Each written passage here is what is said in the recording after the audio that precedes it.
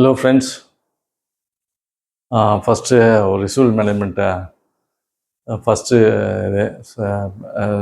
classes இதில் வந்து general introduction ரிசீவல் management என்ன இம்பார்ட்டன்ஸு அப்படின்னு சொல்லி பார்க்க போகிறோம். நெக்ஸ்ட்டு வந்து அதுக்கு ஒரு சின்ன கால்குலேஷன்ஸ் காஸ்ட் பெனிஃபிட் அனலைஸ் அது பிற்பாடு வர கிளாஸஸில் செஷன்ஸில் நம்ம அதை பற்றி டிஸ்கஸ் பண்ணுவோம். இப்போ இதில் பார்த்தீங்கன்னாக்கா ரிசீவபிள் மேனேஜ்மெண்ட் ரிசீவபிள் அப்படின்னா இப்போ ரிசீவபிள் எப்போ வருது? நீங்கள் கடனில் விற்கும் போது ரிசீவபிள்ஸ் வரும். கடனில் விற்கும் போது நிலுவையில் இவங்க பணம் கொடுக்கணும் அப்படின்னு சொல்லி ரிசீவபிள் வரும். ஸோ ரிசீவபிள் எப்போ உண்டாகுதுனாக்கா நீங்கள் கடனில் நீங்கள் விற்கும்போது நீங்கள் ரிசீவபிள்ஸ் உருவாகுது. ரிசீவபிள் உருவாகுதுனாக்கா அது வந்து ஒரு ஆள் இவங்களுக்கு இவ்வளோ கடன் இவ்வளோ பாக்கி இருக்குது டியூ டேட் அப்படின்னு சொல்லி நீங்கள் வந்து கணக்கில் எழுதி வைப்பீங்க. கணக்கில் வந்து நீங்கள் வந்து ஃபாலோ பண்ணணும். ஸோ ரிசீவபிள்ஸ் வந்து நான் வந்து பண்ண மாட்டேன், நான் வந்து ஒன்லி கேஷ் அண்ட் கேரி தான் எனக்கு நான் வந்து பண்ண மாட்டேன்னா அது எந்த அளவுக்கு நீங்கள் வந்து சேல்ஸ் இம்ப்ரூவ் பண்ணுவீங்கன்னு தெரில. சேல்ஸ் இன்க்ரீஸ் ஆகாது. ரெண்டாவது ப்ராஃபிட் வராது, சேல்ஸ் இன்க்ரீஸ் கம்மியாக இருக்கிறதுனால. மூணாவது சில நியூ ஏரியாஸில் போய் நான் மார்க்கெட் பண்ணணும் அப்படின்னாக்கா உங்களுக்கு அது கொஞ்சம் கஷ்டமான காரியம். அதனால் கிரெடிட் சேல்ஸ் வந்து credit is the soul of the business. Business உடைய ஒரு ஆத்மான்னு சொல்லுவாங்க கிரெடிட்டு ரிசீவபிள். அப்போது ரிசீவபிள்ஸ் நீங்கள் வந்து நம்ம கொடுக்குறது நல்லது. பேங்க்கில் கூட பாருங்கள், இப்போது நமக்கு வந்து சில நஷ்டம் வந்தால் வரலாம். இப்போ 10 லோன் கொடுக்குறோம் பேங்க்கில், அந்த 10 லோன் கொடுத்தோன்னா இந்த 8 லோன் நல்லா வருது. அந்த 2 லோன் வரலன்னு வச்சிங்களேன், 2 லோன் வரலனா கூட 8 லோனில் வரக்கூடிய ப்ராஃபிட்டு ரொம்ப ரொம்ப அதிகம். அதனால் வந்து எப்படி இருந்தாலும் வந்து அதுக்காக நான் லோனே கொடுக்க மாட்டேன், நான் உங்களுக்கு பார்த்து தான் கொடுப்பேனாக்கா அப்போ எப்படி பிஸ்னஸ் பண்ணுறது, எப்படி ப்ராஃபிட் ஏர்ன் பண்ணுறது? ஸோ ரிஸ்க்கு கூடவே வரும். ஆனால் நீங்கள் பார்த்து செலக்ட் பண்ணி கொடுக்கணும். அது ஒரு முன்னே. அதாவது கம்ப்ளீட்டாக நீங்கள் வந்து கதவை மூடிட்டு நான் ஒன்லி கேஷ் அண்ட் கேரின்னு சொன்னோன்னாக்கா பிஸ்னஸ் எக்ஸ்பேண்டே ஆகாது, சேல்ஸ் இன்க்ரீஸ் ஆகாது. நீங்கள் அப்படியே இன்க்ரீஸ் பண்ணி கடனில் நீங்கள் விற்றா கூட நீங்கள் ஒரு 22%, 3%, 4% பேட் டெட்ஸ் வராத போயிடுச்சுனா கூட கஸ்டமர் பணம் கொடுக்கலாம் கூட நீங்கள் அந்த 95% பண்ண சேல்ஸில் வரக்கூடிய ப்ராஃபிட்டு எங்கேயோ போயிடும். அதனால் நீங்கள் வந்து அதை வந்து கிரெடிட் சேல்ஸ் வந்து நம்ம பண்ணுறது புத்திசாலித்தனம். நம்ம அது வந்து இல்லாத பிஸ்னஸ் பண்ணுறது ரொம்ப கஷ்டம். அது இருந்தால் இல்லைன்னா உங்களுக்கு எக்ஸ்பேண்ட் பண்ண முடியாது, சேல்ஸ் இன்க்ரீஸ் பண்ண முடியாது, ப்ராஃபிட் இன்க்ரீஸ் பண்ண முடியாது.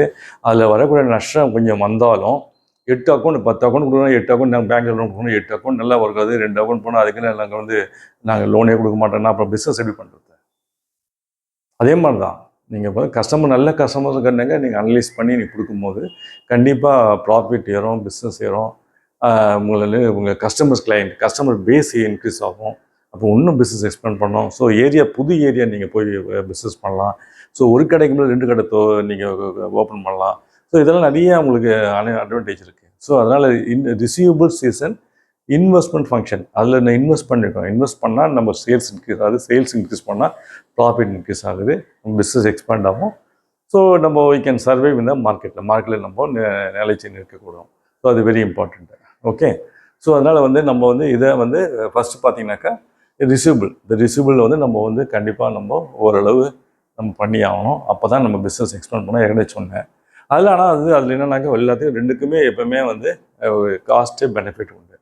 சில செலவு உண்டு, சில அனுகூலம் உண்டு, சிலது ப்ளஸ் அண்ட் மைனஸ். ஆனால் இருந்தாலும் பார்த்தீங்கன்னா இதில் ஒரு காஸ்ட் ஒன்று இருக்குது. காஸ்ட் ஆஃப் மெயின் ரிசீவபிள்ஸ் அப்படின்னாக்கா இப்போ வந்து கேஷில் வைக்கிறீங்கன்னா கேஷ் வந்துடுது இப்போது. ஆனால் வந்து ரிசீவபிள்ஸ் நீங்கள் கொடுக்கும்போது ரிசீவபிள்ஸ் காஸ்ட் ஆஃப் ஃபைனான்சிங் ரிசீவபிள்ஸ்னாக்கா நீங்கள் ரிசீவபிள்ஸ் நீங்கள் கடனில் கொடுக்கும்போது அது நிலுவையில் அவன் கட்டக்கூடிய ஆளாக நமக்கு காட்டும். 2 மாதம் கொடுக்குறீங்க, 3 மாதம் கொடுக்குறீங்க அப்படின்னாக்கா அது 3 மாதம் 2 மாதம் அது நிலுவையில் இருக்கும். இப்போ அது வரைக்கும் நீங்கள் பிஸ்னஸ் வந்து உங்களுக்கு கேஷ் இருக்காது, அது வரைக்கும் பிஸ்னஸில் கேஷ் இருக்காது. ஸோ உடனே அவன் கொடுக்குற வரைக்கும் நீங்கள் வெயிட் பண்ணி கேஷை வாங்கி மறுபடியும் பிஸ்னஸ் பிஸ்னஸ் பண்ண முடியாது. இது அதுக்குள்ளே கஸ்டமர்ஸ் வந்துகிட்டே இருப்பான், ப்ரொடக்ஷன் போட்டுகிட்டே இருக்கணும், மிஷினு இத்தனை ஷிஃப்ட்டு ஓடணும், சேல்ஸ் இவ்வளோ டார்கெட் நம்ம அச்சீவ் பண்ணணும், இதெல்லாம் நிறைய விஷயம் இருக்குது. அப்போது ரிசீவபிள்ஸ் ஒன்று அமௌண்ட் அதில் பிளாக் ஆகிடுச்சுன்னா நீங்கள் என்ன பண்ணுங்கள், ரிசீவபிள்ஸ் வச்சு நீங்கள் ஃபைனான்ஸ் வாங்கலாம். பேங்க்கில் வந்து ஃபைனான்ஸ் கொடுக்குறாங்க. நீங்கள் லிஸ்ட் ஆஃப் புக் டெட்ஸ் எடுத்து பார்த்தீங்கன்னா அது ஆடிட்டர் சர்டிஃபை பண்ணினாக்கா 6 மாதத்துக்கு கீழே இருக்கக்கூடிய 6 மாதத்துக்கு மேலேனாக்கா பேங்க்கில் ரொம்ப கஷ்டம். இப்போல்லாம் 3 மாதம் ஆகியிருக்கான். 3 மாதம் 4 மாதம் கூட பண்ணலாம். பண்ணிவிட்டு நீங்கள் ஆடிட்டு சர்டிஃபிகேட் பண்ணி இதை பேஸ் பண்ணி நீங்கள் பேங்க்கில் இது கொடுக்கும்போது அதுக்கு ஒரு அசஸ் பண்ணி உங்களுக்கு வந்து லோன்ஸ் கொடுக்குறாங்க. ஸோ அந்த லோன்ஸுக்கு நீங்கள் லோன்ஸ் கொடுக்கும்போது பணம் வந்துடும். பணம் வந்தால் நீங்கள் மறுபடியும் ஸ்டாக்கை வாங்கி ரொட்டேட் பண்ணலாம். ஸோ பணம் வந்து கட்டின உடனே நீங்கள் பேங்க்கில் போய் கட்டி க்ளோஸ் பண்ணி மறுபடியும் கிரெடிட் பேலன்ஸ் கொண்டு வந்துடலாம். ஸோ அப்படி இன்ட்ரெஸ்ட் குறையும். ஸோ அதில் வெரி இம்பார்ட்டன்ட். ஸோ அந்த காஸ்ட் ஒன்று இருக்குது, அதுதான் அந்த interest cost. So cost of finance receivable எப்படின்னாக்கா பேங்க்கில் போட்டு யார்கிட்ட உங்கள் ஃப்ரெண்ட்ஸு கூட போகலாம், உங்கள் ஃப்ரெண்ட்ஸ் இன்ஸ்டியூஷன் வேறு இன்ஸ்டியூஷன் கூட போகலாம், பேங்க்கு போகலாம். பேங்க் போகும்போது they are giving the loans based against the book debts. So அதில் வந்து புக்கை கொடுக்கும்போது உங்களுக்கு வந்து நீங்கள் பணம் வாங்கி அதை ரொட்டேட் பண்ணி நீங்கள் மறுபடியும் வரும்போது நம்ம ரிசீவபிள் கொடுக்கும்போது நீங்கள் பணத்தை கட்டிடலாம். ஸோ அதுக்கு ஒரு காஸ்ட், அந்த இன்ட்ரெஸ்ட் காஸ்ட், அதுக்கு தான் காஸ்ட் ஆஃப் ஃபினான்சிங் ரிசீவபிள் ஒரு காஸ்ட் இருக்குது. ஏன்னா அது வந்து டெட் அசெட் இல்லை, அது கரண்ட் அசெட். அது அந்த கரண்ட் அசெட்டை நீங்கள் வந்து யூஸ் பண்ணிக்கணும். ஸோ பேங்க்கில் போய் ஸ்டாக்கு மேலே வைக்கிறத விட, ஸ்டாக்கு மேலே பேங்க் லோன் வாங்குறத விட அதையும் வாங்குற மாதிரி இது வச்சு உங்கள் பேங்க் லோன் வாங்கலாம், உங்களுக்கு ரொட்டேட் ஆகிடும். ஸோ அதுக்கு ஒரு காஸ்ட்டு, அதுவும் அந்த interest cost is cost of financing receivables. Okay, அது இல்லாத அட்மின் காஸ்ட்டு. அட்மின் காஸ்ட் என்ன பண்ணணும், நீங்கள் வந்து ஒன்லி லிஸ்ட் அக்கௌண்ட் மெயின்டைன் பண்ணணும். அக்கௌண்ட் மெயின்டைன் பண்ணும்போது நீங்கள் வந்து ரிமைண்டர் அனுப்பணும், அப்புறம் ஃபாலோ பண்ணணும், ஃபோனில் பேசணும், இமெயில் அனுப்பணும், அப்புறம் வந்து அதை வந்து போய் ஒரு விசிட் பண்ணோம். ஏன் 2 நாள் 3 மாதம் 10 நாள் கட்டுறோம் ஏன் வரல போய் கேட்கணும். ஸோ இதெல்லாம் அதுக்கு ஒரு காஸ்ட் இருக்குது. நான் போகிறவனுக்கு டிஏ பேட்டா கொடுக்கணும், அப்புறம் வந்து போஸ்டல் செலவு, அப்புறம் இமெயில் செலவு, மற்ற காரணம் எல்லாம் இருக்குது. ஸோ அதுக்கு ஒரு லெட்ஜர் மெயின்டைன் பண்ணணும். லெட்ஜர் மெயின்டைன் பண்ணி ஒரு லிஸ்ட்டு கொடுக்கணும். ப்ரொப்ரேட்டருக்கு, அக்கௌண்டன்ட்டுக்கு, மேனேஜருக்கு லிஸ்ட்டு கொடுக்கணும். டெய்லி காலையில் எத்தனை யாராவது போய் என்ன கட்டிக்கலாம், எவ்வளோ நிலுவையில் இருக்குன்னு சொல்லணும். அப்போ ஒரு ஐடியா வரும், கண்ட்ரோல் வரும். ஸோ அதுக்கு ஒரு காசுக்கு அட்மின் காஸ்ட்டு. ஓகே, அது இருக்குது, அது நம்ம ஒன்றும் பண்ண முடியாது. அதே மாதிரி காஸ்ட் ஆஃப் கலெக்ஷன். இப்போ வந்து நீங்கள் போகும்போது உடனே எல்லாம் நம்ம கேட்டோன்னா வந்து கட்டிட மாட்டோம். சில சமயம் நாங்கள் பேங்க்கில் என்ன பண்ணோம், நாங்களே போகிறோம், போயிட்டு பேங்க்கில் கவு தட்டுறோம், நாக் பண்ணுறோம், கஸ்டமரை ஏன் பணம் கட்டலன்னு கேட்குறோம். ஓகே, அதுக்கு ஒரு செலவு, வண்டி எடுக்கணும், பெட்ரோல் செலவு, பேட்டா செலவு, அப்புறம் புரியுது அவங்களுக்கு, இந்த மாதிரி நிறைய எக்ஸ்பென்ஸ் இருக்கும். இப்போ அதை மாதிரி வந்து காஸ்ட் ஆஃப் கலெக்ஷன்ஸ். இப்போ ஒரு ஏஜென்ட்டை வச்சுக்கோங்க, ஏஜென்ட் கமிஷன் கேட்பான், அவனுக்கு கமிஷன் கொடுத்தாகணும், அது வந்து செலவு, அது ஒரு காஸ்ட் இருக்குது. ஆனால் இதெல்லாம் இருந்து கூட நீங்கள் ரிசீவபிள் கிரெடிட் சேல்ஸ் கொடுத்து சாத்தியக்கூறுன்னு நல்ல பெனிஃபிஷியல் சொல்ல வரேன். ஏன் சொல்ல வரேன்னாக்க, கண்டிப்பாக நீங்கள் இது கண்டிப்பாக சேல்ஸ் இன்க்ரீஸ் ஆகும், கண்டிப்பாக சேல்ஸ் இன்க்ரீஸ் ஆகும். ஆனால் இப்போ யாருக்கு கடன் கொடுத்துன்னு பார்த்து கொடுக்கணும். That's more important. கஸ்டமரை வந்து நீங்கள் கிளாஸிஃபை பண்ணணும், யாருக்கும் சும்மா எடுத்து கொடுக்க முடியாது, அது பின்னாடி சொல்கிற மாதிரி. ஸோ அதெல்லாம் வந்து அது வந்து cost of collection. So collection நீங்கள் ஏஜென்ட் வச்சு பண்ணிங்கனாக்கா நல்லா தெரியும். உடனே நீங்கள் போய்ட்டு அவன் ஏஜென்ட் வந்து போய் போட்டு கம்பெனிக்கு வந்தவுடனே கலெக்ட் பண்ணவுடனே இந்த கலெக்ஷன் பேஸ் பண்ணி ஒரு கமிஷன் கேட்பான், அதுக்கு காஸ்ட்டு உண்டு. அதே மாதிரி ஒரு ஸ்டாஃப் ஃபோன் போடுவார், லெஜர் மெயின்டைன் பண்ணணும், அதுக்கு முன்னாடி ரிமைண்டர் அனுப்பணும், ஃபோன் பண்ணணும், அப்புறம் வந்து உங்களுக்கு மற்ற காரியங்கள் ஃபாலோஅப்லாம் இருக்குது, அதெல்லாம் வந்து காஸ்ட் ஆஃப் கலெக்ஷன். தென் அதே காரணம் பேட் டெட்ஸு. சில கொடுத்த இது வந்து கொடுத்த கிரெடிட்டில் கொடுத்த சேல் பண்ணது சிலது வராது போயிடும். அதில் 100ல் 1 2%, 3% அப்படின்னு வராது போச்சுனாக்கா, தென் தட் மீன்ஸ் அது ஒரு காஸ்ட்டு. சில ரைட்டாக பண்ணி தான் ஆகணும். சிலது வராது போயிடும், சொல்ல முடியாது. நம்ம வந்து அவன் வில்ஃபுல் டிஃபால்ட்டாக வேணுட்டு கொடுக்கலன்னு சொல்ல முடியாது. திடீர்னு ஏதோ ஒரு கல்யாணம் நடந்துட்டான் வீட்டில், புரியுது அவங்களுக்கு, திடீர்னு ஏதோ சாவு ஆயிடுச்சு, திடீர்னு ஒரு தேவை ஏதோ ஒன்று வந்துடுச்சு, திடீர்னு அனுப்பி சொல்லலாம், அவன் வந்து உடனே கட்ட முடியாது. ஸோ அதனால் என்ன பண்ணுவான், டக்குன்னு அது கொஞ்சம் கூட சில பேருக்கு ரொம்ப சில நிலைமை மோசமாயிடும். ஸோ அவங்க கட்ட முடியாது. ஸோ அது வந்து நம்ம வந்து வெயிட் பண்ணி அங்கே போகிறத விட அது வந்து பேட் டெட்ஸ் ப்ராஃபிட் ஆகும், ரைட் ஆஃப் பண்ணி அதை க்ளோஸ் பண்ணிட்டு அது ஒரு நஷ்டம் தான் அது. ஆனால் ஒரு அது மாதிரி எல்லா அக்கௌண்ட்டும் நஷ்டமாகாது. 100 அக்கௌண்ட்னாக்கா ஒரு 2%, ஒரு இப்போ 100 அக்கௌண்ட்னாக்கா 10 அக்கௌண்ட் நஷ்டம் வரலாம். ஆனால் 90 அக்கௌண்ட்டில் நீ வரக்கூடிய லாபம் கண்டிப்பாக இன்னும் அதிகமாக இருக்கும். இது எங்கேயும் போயிடும். ஆனால் இன்னும் நீங்கள் பிஸ்னஸ் இம்ப்ரூவ் பண்ணலாம். ஸோ இதெல்லாம் நமக்கு காஸ்ட் இருக்குது. இதெல்லாம் கொஞ்சம் மெயின்டைன் பண்ணும்போது, மானிட்டர் பண்ணும்போது இதை குறைக்கலாம். ஸோ அதனால் வெரி இம்பார்ட்டன்ட். ஸோ பார்த்தீங்கன்னா bad debts. So scope of விசில் மேனேஜ்மெண்ட்டு. சப்போஸ் இங்கே எப்படி வந்து அதை நம்ம இது பண்ணணும், டிசைன் பண்ணணும் அப்படி பார்க்கும்போது கிரெடிட் பாலிசி நம்ம டிசைன் பண்ணோம். கிரெடிட் பாலிசினாக்கா சில பேர் வந்து எடுத்தோடனே 4 மாதம், ஓகே 4 மாதம் 6 மாதம் அப்படின்னு பண்ண முடியாது. ரொம்ப லீனியண்ட்டாக இருந்தால், ரொம்ப லிபரலாக இருந்து, ரொம்ப லூஸாக இருந்து, சரி பரவாயில்ல 6 மாதம் கழிச்சு கொடுங்க, 4 மாதம் கழிச்சு கொடுங்க அப்படின்னாக்கா சேல்ஸ் இன்க்ரீஸ் ஆகும், எல்லாம் வந்து வாங்கிக்குவான். சரி எப்போ 2 மாதம் கேட்கலப்பா, 4 மாதம் சரி வந்து வாங்கிக்கலாம் அப்படின்னு சொல்லிட்டு 4 மாதம் வந்து வாங்கிடுவான். ஆனால் சேல்ஸ் இன்க்ரீஸ் ஆகும், ஆனால் கூடவே ஒன்று இன்க்ரீஸ் ஆகும். என்ன அது, பேட் டெட்ஸ், வராத இது வந்து அமௌண்ட் வந்து அதுவும் இன்க்ரீஸ் ஆகும். ஸோ ரெண்டுமே இருக்குது. ஸோ சேல்ஸ் லிபரலாக நீங்கள் கொடுத்தீங்கன்னாக்கா எல்லாருக்கும் லிபரலாக கொடுக்க முடியாது. சில பேருக்கு லிபரல், சில பேருக்கு லீனியன்ட்டு. அடிக்கடி பாருங்கள், HDFC, ICICI தொடர்ந்து என்னை கான்டாக்ட் பண்ணியிருக்கான். பர்சனல் வாங்கிக்கோ. நான் வாங்கலை, அது விஷயம் வேறு. ஏன் ரீசன்னா என்னுடைய கிரெடிட் ரிப்போர்ட் தெரியும் அவனுக்கு, என்னை பற்றி தெரியும், கொடுத்தா சேஃபாக இருக்குன்னு சொல்லிட்டு. அதனால் திருப்பி கேட்குறான், லிபரலாக ஒன்றுமே இல்லை சார், நீங்கள் வந்து ஆன்லைனில் நீங்கள் போட்டு இது பண்ணி விட்டீங்கன்னாக்கா டக்குன்னு அமௌண்ட் ஒரு கிரெடிட் ஆகிடும்ன்றான். பாருங்க, ஆன்லைன்லேயே ஒன்றுமே எங்கேயுமே எதுவும் சைன் பண்ண தேவையில்லை. ஆன்லைனில் நீங்கள் எஸ்ன்னு சொல்லி கிளிக் பண்ணி இது போட்டிங்கனாக்கா நாங்கள் பண்ணிடுவோம் சார், உங்களுக்கு அக்கௌண்ட் வந்து சேர்ந்துடும் கிரெடிட்டில். வேறு எங்கேயும் போய் கிரெடிட் பண்ண அவசியம் கூட இல்லை. ஏன்னாக்கா அது லீனியன் பாலிசி. ஏன்னா லீனியன் பாலிசி யாருக்கு கொடுக்க முடியும்னாக்கா தோஸ் ஹூஆர் கிரெடிட் ஸ்டாண்டிங், அவங்க நல்ல கஸ்டமர் உங்களுக்கு கன்வின்ஸ் ஆச்சுன்னா அவங்களுக்கு லிபரல் சார் வேணா போங்க சார், நீங்கள் நான் 3 மாதத்தில் ஒரு 4 மாதம் கொடுங்க பரவாயில்ல சார், கேட்கவே வேணாம், ஃபோன் அடிச்சா வந்து கட்டிடுவோம் சார், கொஞ்சம் டியூ டேட்டு வருது சார், ஓகே அப்படியா, சரி ஓகே, உங்கள் அக்கௌண்ட்டில் அனுப்பிச்சுட்றோம் முடிஞ்சு போச்சு. அவனுக்கு வேண்டியதெல்லாம் டைம் சேவிங்ஸு, அவங்களுக்கு எல்லாம் டைம் சேவிங்ஸ். டெலிவரி கஸ்டமர் குட்ஸை வீட்டில் டெலிவரி பண்ணிட்டு ஒன்றும் கேட்க வேணாம், இன்வாய்ஸை கொடுத்துட்டு கையெழுத்து வாங்கிட்டு வந்துருங்க. அந்த 3 மாதம் அதில் க்ளீனாக இன்வாய்ஸில் எழுதுருங்க, இது கிரெடிட் பாலிசி டேர்ம் எழுதணும், சொல்லணும், you to make it clear இந்த இதில். ஸோ அதனால் வந்து வெரி இம்பார்ட்டன்ட், இன்னும் டேர்ம் கண்டிஷன்ஸ் கண்டிப்பாக சொல்லி ஆகணும். ஸோ அதனால் வந்து டைட்டு ஷெட்யூல் இருந்ததுனாக்கா சேல்ஸ் குறைஞ்சிரும், ஆனால் பேட் டெட்ஸும் குறையும். ஸோ அதனால் ரெண்டுமே பார்த்தீங்கன்னாக்கா trade off between liquidity and profitability அப்படின்னு பேர் சொல்லுவாங்க எங்கள் ஃபைனான்ஸ் இதில் டேர்ம்ஸில். Trade off between liquidity and profitability. ஒரு பக்கம் கேஷ் வரும், ஒரு பக்கம் ப்ராஃபிட் வரும். ரெண்டுக்கு மத்தியில் நம்ம ஒரு வீடியோ எடுக்கணும். ரொம்ப லிபரலாக கொடுத்தனாக்கா உங்களுக்கு வந்து ப்ராஃபிட் இன்க்ரீஸ் ஆகும், ஆனால் இதெல்லாம் வராது போய்டும், பேட் டெட்ஸ் அதிகமாகும். ரொம்ப டைட்டாக இருந்துனாக்கா கேஷ் வந்துடும், ஆனால் வந்து ப்ராஃபிட் அடிபட்டுரும். ஸோ இதுக்கு மத்தியில் நீங்கள் ஒரு ஸ்டாண்ட் எடுக்கணும். ஸோ முக்கியமானது. அதே மாதிரி கிரெடிட் டேர்ம்ஸுக்கு என்ன கிரெடிட் டேர்ம் கொடுப்பீங்க? கிரெடிட் டேர்ம்ஸை முதல்ல நீங்கள் கிரெடிட் டேர்ம்ஸை கம்ப்ளீட்டாக எக்ஸ்பிளைன் பண்ணணும் கஸ்டமருக்கு. ஃப்ரெண்டில் அவன் வாங்கும்போதே சார் இதெல்லாம் டேர்ம் கண்டிஷன் சார், எங்களுக்கு இதெல்லாம் நான் பண்ண போகிறேன்னு சொல்லிட்டு ஒரு இதுவே கொடுத்து டேர்ம் கண்டிஷன் கையில் கொடுத்து அவங்க கையெழுத்து போட்டு வாங்கிடும் சார். இதெல்லாம் இப்போ சொல்லி நீங்களே எக்ஸ்பிளைன் பண்ணலாம். நீங்களே சொல்லலாம் சார், கிரெடிட் டேர்ம் 3 மாதத்துக்கு வந்தால் இது, இந்த மாதத்தில் கட்டினா இவ்வளோ கேஷ் டிஸ்கவுண்ட்டு, அந்த மாதிரி நீங்கள் சொல்லினாங்க அவனுக்கு நாளைக்கு செய்வான். இல்லாட்டி பெனல் இன்ட்ரெஸ்ட் வரும் சார், நீங்கள் இந்த 4 மாதம் உங்களுக்கு கொடுக்குறோம், 4 மாதம் கழிச்சு 5ஆம் மாதம் பெனல் இன்ட்ரெஸ்ட் 1% பண்ணணும் சார் அப்படின்னா அதுவும் அவங்க தெரியணும். எனக்கு நாளைக்கு ஒன்று எங்கிட்ட சொல்லவே இல்லைன்னு சொல்லுவான். ஸோ அதெல்லாம் more important. So credit period எவ்வளோ மாதம் கொடுங்க? 3 மாதமா, 4 மாதமா, 5 மாதம்? எல்லாருக்கும் யூனிஃபார்மாக எல்லாருக்கும் ஒரே பீரியட் கொடுக்க முடியாது. ஒவ்வொரு கஸ்டமரை பொறுத்து இருக்குது, கஸ்டமருடைய ரிப்போர்ட் பொறுத்து இருக்குது, கஸ்டமருடைய மார்க்கெட் இப்போ பொறுத்து இருக்குது, கஸ்டமரோட ஏர்னிங்ஸை பொறுத்து இருக்குது, எத்தனை ஃபேமிலி மெம்பர்ஸ், அவனை பற்றி என்ன ரிப்போர்ட் வருது, எல்லாம் பார்த்து தான் பண்ண முடியும். ஒரு வீட்டில் எப்போ பார்த்தாலும் சண்டை இருக்கும்போது அவங்க வீட்டில் கடன் கொடுக்க முடியாது. எப்போ பார்த்தாலும் கணவன் மனைவி ஹஸ்பண்டை வைக்க சண்டை இருந்தால் அவனுக்கு கடன் கட்டால் கொடுக்க முடியாது. அது திரும்பி வராது, நாளைக்கு வேறு ஏதாவது பிரச்சனை முடியும். அதனால் நீங்கள் பார்த்து செய்யணும். எல்லாமே நமக்கு வந்து காமன் சென்ஸ் அப்ரோச் தான். எல்லாமே ரெஜிடாக வந்து எங்கேயுமே ஃபார்முலா கிடையாது. நம்ம என்ன டிசைட் பண்ணுறோம், நம்ம தான் பெஸ்ட்டு ஜட்ஜு. யார் எப்படி பண்ணுறான், யாருக்கு கொடுக்கலாம், யாருக்கு கொடுக்கக்கூடாது, யாருக்கு 3 மாதம் கொடுக்கலாம், யாருக்கு 6 மாதம் கொடுக்கலாம், யாருக்கு 4 மாதம் கொடுக்கலாம், யாருக்கு கொடுக்கவே கூடாது, அது நீங்கள் பொறுத்து தான் செய்யணும். ஓகே, நமக்கு அதாவது கேஷ் டிஸ்கவுண்ட்னா பாருங்கள், 2/10 3னாக்கா 2/10 10 டேஸ்க்குள்ள கற்றினா 2% கேஷ் டிஸ்கவுண்ட்டு. இல்லைன்னா 30ஆம் தேதி 30th டே ஃபுல்லாக கட்டி ஆகணும்.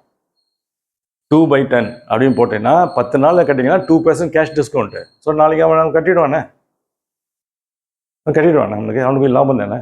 உங்களுக்கு கேஷ் முன்னாடி வந்துடுது. Okay, cash discount. அப்புறம் பீரியட் ஆஃப் கேஷ் டிஸ்கவுண்ட் அதே மாதிரி 2/10 30 அப்படின்னா 10 நாளில் கட்டிங்கன்னா 2%, இல்லைன்னா 30th டே ஃபுல்லாக கட்டி ஆகணும். ஓகேவா? So this is important.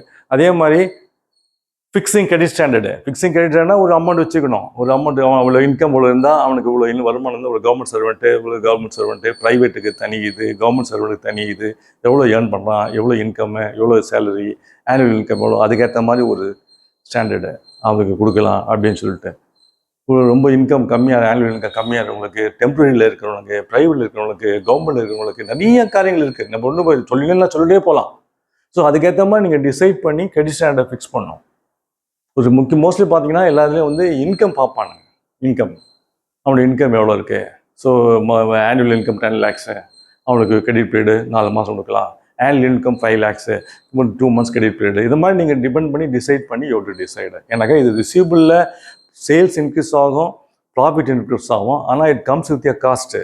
அது நீங்கள் கொஞ்சம் ஏமாற்றிங்கன்னா காஸ்ட்டு அப்படியே முழுகிடும். அதனால் you to be very very careful. அது சொல்ல வரேன் நான். அதுக்காக தான் இந்த செஷன் எடுக்கிறதுக்கு காரணமே. அதுக்கடுத்தது பார்த்தீங்கன்னாக்கா எவ்வளோ கிரெடிட் அப்ளிகன்ஸுடைய அவனுடைய ஸ்டாண்டர்ட் என்ன, சிபில் எடுத்து பார்த்தீங்கன்னா அவனுக்கு ஸ்கோர் தெரியும். அவனுடைய ஸ்கோர் தெரியும். அதே மாதிரி மார்க்கெட் ரிப்போர்ட் என்ன, அவனை பற்றி என்ன இருக்குது. Market report. அவர் எங்கே இருக்கார், சொந்த வீடா, எவ்வளோ இன்கம், வீட்டில் எத்தனை பேர் இன்கம் பண்ணுறாங்க, ஏர்ன் பண்ணுறாங்க, ஸோ வாட் இஸ் எவ்வளோ வருஷம் சர்வீஸ் ரிமைனிங் இருக்குது, ஸோ இது பண்ணலாமா, இல்லை நிறைய காரியங்கள் இருக்குது. It's not a small thing. நீங்கள் நினைக்கிறதுனால சாதாரணம் இல்லை. ஆனால் ஏன்னாக்கா அதில் ஒரு பெனிஃபிட் இருக்குது. அதில் ஒரு பெனிஃபிட் இருக்குது. அந்த பெனிஃபிட் எப்படின்னாக்கா சேல்ஸ் இன்க்ரீஸ் பண்ணலாம், லாபத்தை இன்க்ரீஸ் பண்ணலாம். ஆனால் கூடவே வந்து நாங்கள் கூட லோன் கொடுக்கும்போது நிறைய பேர் கொடுக்கும்போது சில பேருக்கு குறைச்சிருவோம். ஏன்னாக்கா அவனுடைய ஸ்டாண்டர்டு கம்மி, அவனுடைய இன்கம் கம்மி, சிபில் ஸ்கோர் கம்மி. சிபில் ஸ்கோர் 750 மேலே வந்துச்சுனாக்கா பெட்டர். அது மாதிரி கம்மி அதனால பார்ப்போம். ஏன் சில இதில் டெலிவரி இருக்கும், ஏன் கட்டலன்னு கேட்போம். ஸோ அது ஸ்டாண்ட். அதே மார்க்கெட் ரிப்போர்ட்டு அது மாதிரி நம்ம பார்த்துட்டு பண்ணணும். கிரெடிட் அப்ளிகேண்ட் இல்லாட்டி சடன் கண்ணை மூணு கொடுக்க முடியாது. எல்லாருக்கும் ஈக்குவல் ட்ரீட் பண்ண முடியாது. ஈக்குவலாக ட்ரீட் பண்ண முடியாது. So no equal treatment. அதே மாதிரி மார்க்கெட் ரிப்போர்ட் அதே மாதிரி 5 கேரக்டர் பார்ப்போம். முக்கியம் பார்த்தீங்கன்னா கேரக்டர், கெப்பாசிட்டி, கேபிட்டல். இது 3 கொலாட்ரல் கண்டிஷன்ஸ்லாம் பின்னாடி. ஃபர்ஸ்ட் இது 3 முக்கியம். கேரக்டர் ரொம்ப ரொம்ப முக்கியம். கேரக்டர் ரொம்ப ரொம்ப முக்கியம். அவன் பணம் இருக்கும் ஆனால் கொடுக்க மாட்டான். கேரக்டர் பணம் இருக்கும் ஆனால் கொடுக்க மாட்டான். ஒரு வேலை அப்படிதான் லோன் கொடுத்து எஜுகேஷன் கொடுத்து பிற்பாடு அந்த ஆள் பணம் கட்டவே இல்லை. எதுக்கு கொடுத்தா டாக்டருக்கு. எங்கள் ஆளை தேடி கண்டுபிடிச்சி பார்த்தா கடைசியில் பக்கத்தில் ஒரு கவர்மெண்ட் ஹாஸ்பிட்டலே வேலை செய்கிறான், டாக்டராக வேலை செய்கிறாரு. அப்போ கேட்டதுக்கு கேட்டோம். அவன் போய் என்ன ஏன் பணம் கட்டவே இல்லை, எஜுகேஷன் வாங்கினா யாரும் என்ன வந்து கேட்கல சார்ன்றாரு. யாரும் என்ன வந்து கேட்கலன்றாரு. அதனால கேரக்டர் வெரி இம்பார்ட்டன்ட். கெப்பாசிட்டி, தென் கேபிட்டல், எவ்வளோ இது இருக்குது, எவ்வளோ முதலீடு பண்ணியிருக்காரு, அவர் என்ன வேறு என்னென்ன வச்சுருக்காரு, என்ன வீடு வச்சுருக்காரு, இதெல்லாம் நமக்கு கேட்கணும். அப்படி ஏர்னிங் இன்கம், அப்படி கேரக்டர் ரொம்ப ரொம்ப ரொம்ப இம்பார்ட்டன்ட். இது அப்புறம் கொலாட்ரல் கண்டிஷன்ஸ் பின்னாடி போடுவாங்க. பேங்க் லோன் சாங்ஷன் பண்ண கொடுப்பாங்க. ஸோ இது மாதிரி இருக்கணும். அதுக்கேற்ற மாதிரி அதே மாதிரி determining collection policies and methods. Collection policy எப்படி பண்ண, யார் நீங்கள் நம்ம ஸ்டாஃபே வருவாங்களா, இல்லாட்டி ஏஜென்ட் அப்ளை பண்ணோமா, ஏஜென்ட் அப்ளை பண்ணால் மறுபடியும் அவங்களுக்கு கமிஷன் கொடுக்கணும், காசு கொடுக்கணும். அப்போது காஸ்ட் ஆஃப் கலெக்ஷன் இன்க்ரீஸ் ஆகும்.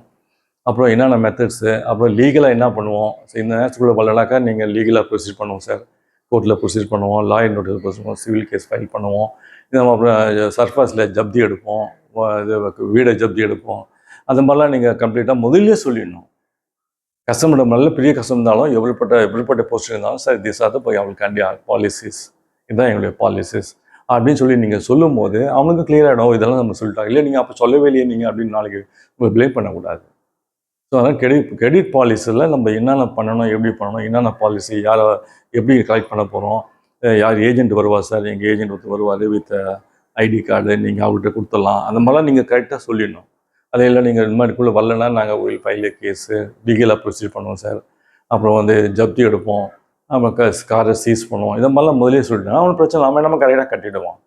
ஸோ அதனால் வந்து ரிசீவபிள் மேனேஜ்மெண்ட்டு வந்து நமக்கு வந்து லாபத்தை கொடுக்கக்கூடிய ஒரு ஏரியா. எனக்காக பிஸ்னஸை எக்ஸ்பேண்ட் பண்ணக்கூடிய ஒரு இடம் வந்து ரிசீவபிள் மேனேஜ்மெண்ட். கிரெடிட் சேல் கொடுத்தா தான், கடனில் சேல்ஸ் கொடுத்தா தான் ரிசீவபிள் உண்டாகும். ரிசீவபிள் உண்டானா உங்களுக்கு வந்து அந்த ப்ராஃபிட்டும் இன்க்ரீஸ் ஆகும். அதே சமயத்தில் சில இது மாதிரி இருக்குது, காஸ்ட்டு சில காஸ்ட் இருக்குதுன்னு சொன்னேன். அதே மாதிரி பேட் டெட்ஸும் வராதவும் போயிடும். அதெல்லாம் போக தான் நம்ம வந்து லாபத்தை எடுக்கணும். அதனால் இதெல்லாம் ஃபஸ்ட்டு இம்பார்ட்டன்ட்டு. ஸோ கிரெடிட் நீங்கள் ரிஜிடாக இருந்து நான் கேஷ் ஆன் பண்ணுவேன் அப்படின்னு சொல்லினாக்கா எக்ஸ்பெண்ட் பண்ணுறதுக்கு உங்கள் scope for expanding is very limited. உங்களால் அவ்வளோ தூரம் பண்ண முடியாது. அதனால் நீங்கள் பார்த்து ரிசீவபிள்ஸை யாருக்கு என்ன கொடுக்கணும். ஸோ கஸ்டமர்ஸை கேட்டகரைஸ் பண்ணுங்கள். High category, high risk, low risk, no risk, இதெல்லாம் 3 பிரிங்க.